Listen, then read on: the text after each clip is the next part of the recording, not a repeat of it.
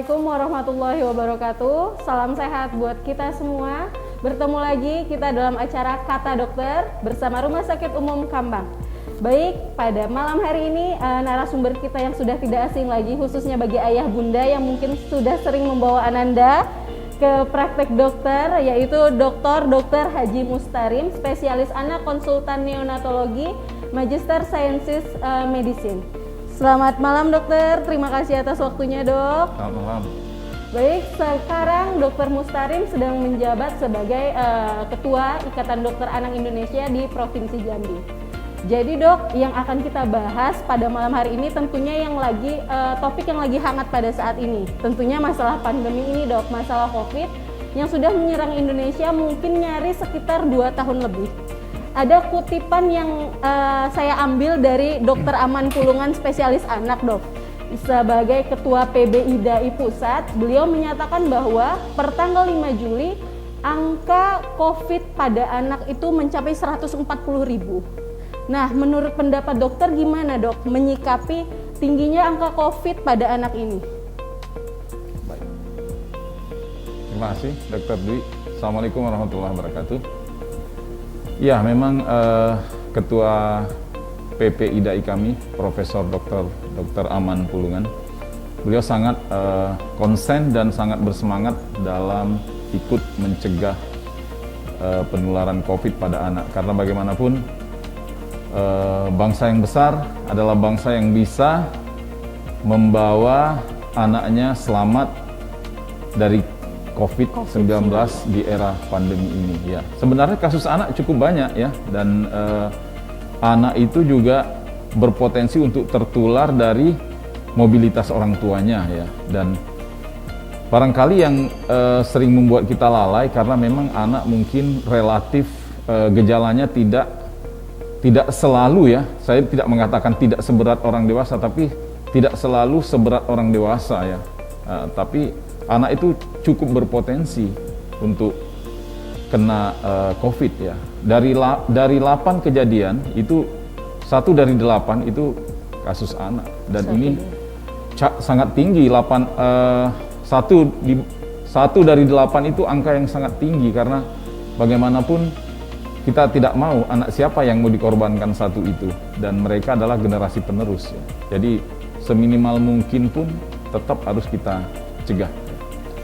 Baik, jadi memang Dr. Mustarim setuju ya dok ya bahwa harusnya tidak mencapai angka tersebut ya dok ya, kejadian COVID pada anak ini, karena menurut beliau juga jangan sampai anak kita, mungkin keluarga kita sendiri itu menjadi 1 dari 8 anak yang mungkin akan tertular COVID-19.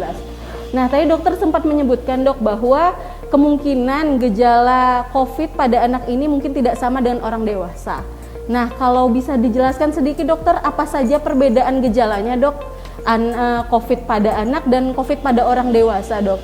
Karena sempat muncul juga bahwa COVID pada anak ini agak banyak dok macam variannya. Ada yang katanya muncul gejalanya seperti gejala campak, seperti itu dok. Menurut dokter gimana dokter? Ya, sebenarnya hampir sama, cuman kita jangan terkecoh hanya berpikiran gejala itu hanya batuk, pilek, demam, sesak ya. Karena kadang-kadang muntah, mencret pun itu bisa merupakan satu gejala ya dari COVID. Dan memang kalau misalnya ada gejala batuk, pilek, demam, sesak atau mungkin gangguan saluran cerna, sebaiknya dilakukan screening. Dilakukan swab ya. Nah, yang masalah adalah orang tua seringkali, tergantung kesadaran orang tua ya. Kebanyakan orang tua tidak mau men-screening. Ya, tidak mau men-screening. Kadang-kadang di tempat praktek pun kita sudah curiga, tolong di-screening. Ah, nanti aja dok ini. Atau mungkin orang tua bahkan tidak membawa anaknya berobat ke dokter. Nah, dan ini mungkin fenomena umum ya.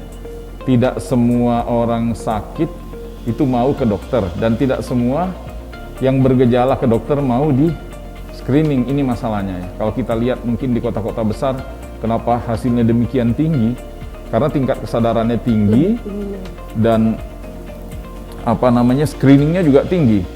Dan kalau terjadi di lingkungannya tracingnya jalan ya. Jalan, iya. Nah itu masalahnya. Belum lagi masyarakat yang di tracing positif kemudian mungkin tidak melapor segala macam. Iya. Kalau di tracing mungkin akan terdata ya, cuman ini yang periksa sendiri tidak melapor, diam-diam saja, isolasi mandiri, tapi masih keluar sekali-kali kemana aktivitas gitu karena dia merasa tidak bergejala. Ini bahaya karena dia tidak bergejala tapi potensi untuk menularkan. Baik, jadi pada intinya mungkin gejalanya tetap secara umum ya dok ya, tanda-tanda infeksi ya, mungkin bisa ada demam, batuk, pilek, tidak hanya itu mungkin gejala seperti buang air besar berlebih ataupun mual, muntah itu bisa jadi gejala COVID-19 pada anak. Yang paling penting adalah tingginya angka kesadaran orang tua untuk mau ya dok ya men-screening anaknya, mulai dari pemeriksaan swab antigen ataupun PCR yang memang sudah menjadi standar pemeriksaan COVID-19 sendiri seperti itu. Dok, ini ada pertanyaan dari beberapa video dok. Yang pertama, pertanyaannya adalah apakah ASI benar terbukti untuk mencegah atau mengobati COVID-19? Nah ini mitos atau fakta ini dok? Menurut dokter gimana dok? Ya, ASI itu memang minuman terbaik ya buat bayi, terutama pada usia 0 sampai 6 bulan dengan istilah ASI eksklusif, dilanjutkan sampai umur 2 tahun. Semua ahli di dunia ini ya sependapat bahwa ASI itu terbaik. Tidak ada satupun susu formula yang bisa mengalahkan kualitas ASI ya. Jadi itu benar. Apa perannya dalam pencegahan penyakit COVID atau mungkin penyakit lain? Apalagi kita tahu COVID ini adalah virus. Virus itu banyak mengandalkan daya tahan tubuh, imunitas seseorang. Nah, di dalam ASI itu ada kandungan imunitas yang tinggi, yang barangkali tidak dimiliki oleh susu-susu formula. Susu formula bisa menambahkan protein tinggi, bisa menambahkan kalori tinggi, bisa menambahkan lemak tinggi, suplemen macam-macam, zinc, probiotik dan sebagainya. Tapi dia tidak akan bisa mengalahkan kualitas dari imunitas sel-sel imun yang ada dalam ASI ya, karena dia minuman alami. Atau di sisi lain, ASI itu lebih gampang dicerna dibandingkan susu formula. Jadi dengan memberikan ASI itu jelas lebih baik dan lebih kuat mencegah dari berbagai penyakit termasuk COVID ya. Kan ada lagunya tuh, karena ibuku rajin memberi ASI ya, dan imunisasi ya. Oke, baik. Baik, itu jawaban dari pertanyaan ibu di rumah ya. Jadi ASI tetap konsepnya adalah minuman terbaik. Jadi memang karena ASI juga mengandung imunitas terbaik untuk memacu sel-sel imunitas dalam tubuh si anak atau si bayi untuk lebih bisa melawan virus ataupun bakteri yang akan menginfeksi tubuh tersebut. Kalau hanya kita bandingkan dengan susu formula yang mungkin mengandung banyak zat-zat yang memang membantu imunitas tersebut, tapi tetap ASI yang menjadi terbaiknya, pilihan terbaiknya.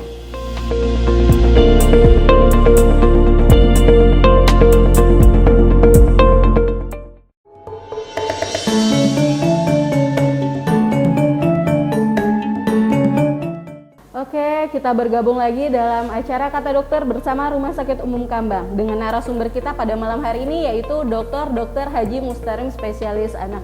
Baik dok, terima kasih. Kita lanjutkan lagi dok. Ini ada pertanyaan berikutnya dok. Pertanyaan yang lagi viral baru-baru ini dok.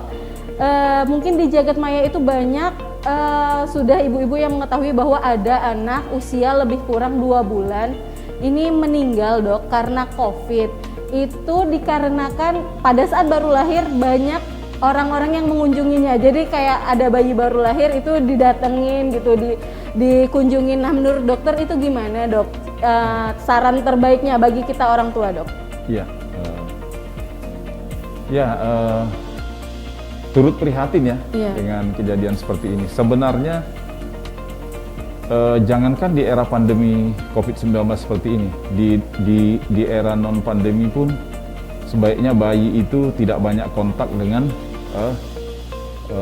orang luar. Karena kalaupun tidak tertular COVID, bisa tertular batuk pilek, tertular penyakit lain, bisa tertular penyakit-penyakit menular lah. Apalagi di era pandemi, sangat ironis ya, misalnya di era pandemi ini masih ada yang melakukan misalnya syukuran dengan mengundang orang rame-rame, bayinya dipajang, di semua tamu mendekati, memegang gitu. Padahal di saat-saat seperti ini kita sebenarnya harus saling mencurigai satu sama lain. Banyak sekali kasus COVID tertular dari keluarganya sendiri, dari temannya, bahkan mungkin dari tamunya. Mau tidak mau kita sebenarnya harus cukup tegas ya dalam tanda petik bahwa kita memang harus meminimalisir kontak dengan orang lain kecuali terpaksa, apalagi misalnya mengadakan acara-acara yang tidak wajib sebenarnya ya. Ya misalnya saya tahulah banyak pasien saya yang setelah melakukan, mohon maaf misalnya, habis cukuran ya, datang minimal jauh sebelum pandemi, 10 tahun yang lalu, 15 tahun yang lalu, saya sering sekali dapat pasien ke praktek saya dengan keluhan batuk pilek atau demam habis acara cukuran. Terus saya bilang, anaknya taruh di mana waktu cukuran? Ya taruh di ruang tamu, semua orang pegang pipinya, bagus. Saya bilang harusnya jangan begitu, kecuali tamu itu, ini sebelum pandemi nih, kalau mau deket tanya dulu, maaf bapak ibu batuk pilek atau demam atau gimana? Kalau batuk pilek demam jangan dekat-dekat, paling tidak anaknya nanti datang dengan batuk pilek ya. Batuk pilek ya kalau begitu caranya begini, jangankan di era pandemi, di era biasa aja, kalau saran saya silakan aja mau melakukan akikah cukuran, anaknya disimpan aja di kamar. Kalau ada tamu datang, bayinya mana? Maaf, bayinya sedang tidur, kan nggak apa-apa. Tidak ada hal yang salah dan tidak haram dalam agama ya. Dan saya melakukan itu. Saya tidak mengundang rame-rame jauh sebelum era pandemi, menghindari kontaminasi dengan orang banyak ya. Ya itu lebih aman. Baik, ya lebih baik. Apalagi di era pandemi yang datang silih berganti, wah itu sangat beresiko. Baik, jadi pada intinya ya untuk Bunda yang menanyakan di rumah, alangkah baiknya jika kita selaku orang tua itu membatasi mobilitas dari anak kita sendiri dan membatasi kontaminasi dari orang lain untuk anak kita, karena kita tidak tahu ya bahwa yang akan dibawa orang lain itu apakah ada virusnya, ada bakteri, atau takutnya pada saat orang tersebut mengunjungi kita sedang tidak fit atau memang dalam kondisi yang sakit, jadi anak kita akan lebih gampang tertular seperti itu. Jadi berikutlah saran Dokter Mustarim tadi ya, apabila akan mengadakan acara mau cukuran ataupun akikah, sebaiknya anaknya disimpan aja ya Dok ya gitu ya. Jadi anaknya boleh istirahat di kamar, nunggu di kamar, jadi yang menyambut tamunya boleh orang tuanya saja, seperti itu. Itu salah satu poin saran dari ahli kita ya, dari narasumber kita. Baik, pertanyaan selanjutnya yaitu gini Dok, ada kalau misalnya orang tuanya atau ibunya Dok pada saat ibu menyusui itu terkena COVID, positif COVID-19. Menurut dokter, apakah obat-obatan tersebut aman untuk ibu menyusui? Obat-obatan yang biasa kita gunakan untuk COVID-19 seperti itu Dok. Kemudian bagaimana caranya kita memutus rantai penularan terhadap anaknya Dok, sedangkan anaknya masih dalam kondisi menyusui seperti itu Dokter? Ya, pertama cegah cara penularan. Tentu saja mungkin pilihan satu bisa ASI perah. Dengan ibunya menjaga sterilitas ya, pakai masker ya, memerahnya pakai handscoon, tangannya bersih. Kemudian jangan sampai dia saat memerah itu sambil batuk-batuk, sambil bersin-bersin ya, menjaga itu ya. Karena bagaimanapun ASI-nya dari berbagai ahli tetap penting buat bayinya ya. Nah, masalahnya kalau ibunya minum obat-obat tertentu, obat-obat antivirus yang ada dalam COVID, saya rasa tidak menjadi kontraindikasi ya untuk tetap menyusui dan itu tetap bisa dilakukan. Baik, jadi itu Bunda yang ada di rumah, pertanyaannya bahwa jika Bunda terkena COVID-19 dan dalam kondisi menyusui, itu tidak ada kontraindikasi kuat untuk tetap minum obat COVID atau obat antivirusnya. Namun alangkah lebih baik untuk mencegah tertularnya COVID kepada bayinya itu melakukan ASI-nya ASI perah ya dokter ya, dengan tetap menjaga sterilisasi juga, menggunakan handscoon, menggunakan masker, dan agar ASI yang sudah diperah tadi juga tidak terkontaminasi dengan virus yang akan menularkan pada anaknya sendiri, seperti itu. Baik, kami akan kembali setelah jeda pariwara berikut.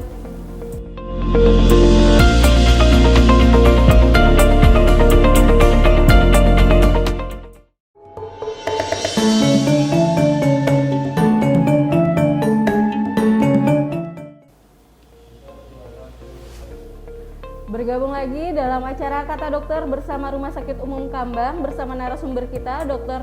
Haji Mustarim, spesialis anak konsultan. Baik dok, di acara penutup ini dok, yang ingin saya tanyakan adalah menurut dokter sebagai ahlinya, sebagai dokter spesialis anak, itu pencegahan yang paling baik dok untuk menanggulangi COVID-19 pada anak ini seperti apa? Dan menurut pandangan dokter, karena sekarang sudah mulai digalakkan nih dok mengenai vaksin di usia remaja, di usia 12-17 tahun. Nah menurut dokter, pandangan dokter seperti apa dok? Apakah memang sebaiknya kita vaksin saja atau ditunda dulu dok? Baik dok. Pertama, tingkatkan imunitas ya dengan makanan berkualitas, istirahat cukup, olahraga ya. Ini secara umum saja. Tentu sebagian besar mungkin anak remaja dan dewasa ya. Kemudian yang kedua, pencegahan, tentu vaksin penting ya. Walaupun vaksin itu hampir tidak ada vaksin apapun yang menjamin 100%, tapi setidaknya vaksin itu ibarat helm, ibarat rompi anti peluru dalam pertempuran, ibarat jas hujan bagi pengendara sepeda motor ya. Tidak bisa kita bilang pasti tidak kena ya, karena bagaimanapun kalau terjadi kecelakaan lalu lintas, orang pakai helm tetap lebih terlindungi dibanding tidak, walaupun kakinya bisa kena. Begitu juga rompi anti peluru, kalau ditembak jidatnya ya tetap kena. Tapi kan sebagian besar sasaran tembak itu dada. Nah, jadi bagaimanapun vaksin itu penting. Kalau ada pro kontra tentang vaksin, kalau saya sebagai dokter atau seandainya saya sebagai orang awam pun, dalam prinsip hidup ini kita ada pegangan ya. Kalau bicara soal penyakit, itu dengarkan kata IDI, Ikatan Dokter Indonesia. Di sana ada berbagai pakar. IDI ya, suatu perkumpulan yang resmi. Jangan dengarkan kata orang tertentu atau hanya satu orang dokter ya, yang tidak bisa mewakili. Kalau bicara tentang halal haram, dengarkan kata MUI, Majelis Ulama Indonesia. Kalau bicara tentang aman tidaknya obat atau vaksin, dengarkan kata BP POM. Jadi teman saya dokter nanya, menurutmu vaksin dulu, awal-awal vaksin, orang ragu-ragu mau vaksin atau tidak. Sekarang orang rebutan mau vaksin ya. Kamu vaksin nggak? Saya bilang, saya vaksin. Siapa lagi yang mau diikuti? IDI bilang bermanfaat, Majelis Ulama bilang halal, BP POM bilang aman. Ya sudah, kita ikuti saja. Gampang kok, prinsip hidup itu seperti itu. Dengarkan kata ahlinya ya. Yang kedua, tentu mengurangi mobilitas, mengurangi kontak, yaitu yang prokes yang 3M jadi 5 sekarang ya. Pakai masker, terus cuci tangan, jaga jarak, hindari kerumunan. Ya prinsipnya seperti itulah, karena semua orang bisa menularkan ya, dan kita tidak mungkin setiap ketemu orang maaf positif apa enggak kan, tidak gitu kan. Jadi sedapat mungkin menjaga jarak, pakai masker, dan tidak boleh kendor dalam memakai masker. Nah itu kadang-kadang ada orang disiplin sekali di rumah sakit pakai masker, tapi di rumah makan enggak. Disiplin sekali di rumah makan, di mana, di rumah sakit, tapi mungkin di mall tidak ya. Takut sekali ke masjid, tapi ke restoran berani. Ya. Nah, takut tidak datang ke masjid berjamaah, tapi ke warung kopi ngobrol, minum berhadap-hadapan berani. Ya itu namanya tidak konsekuen ya. Jadi harus tetap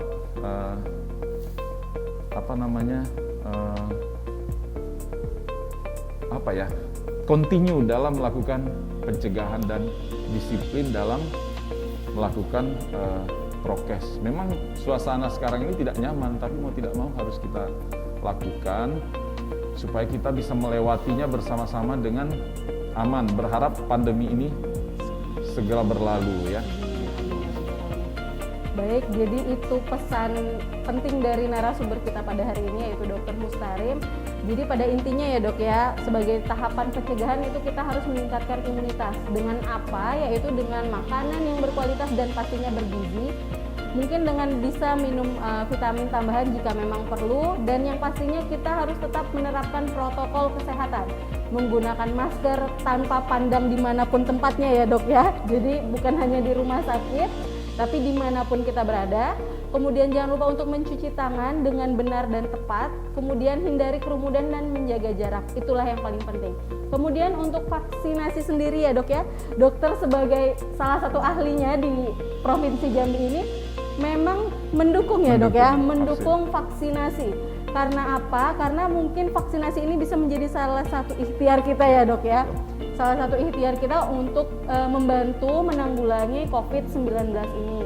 Meskipun mungkin tidak bisa 100%, tapi setidaknya seperti kata Dr. Mustarim tadi ya, setidaknya kita menggunakan helm pada saat berkendara atau menggunakan jaket anti peluru pada saat mungkin kita akan perang seperti itu. Nah, jadi salah satu ikhtiar kita menghadapi pandemi ini adalah kita setuju untuk vaksinasi.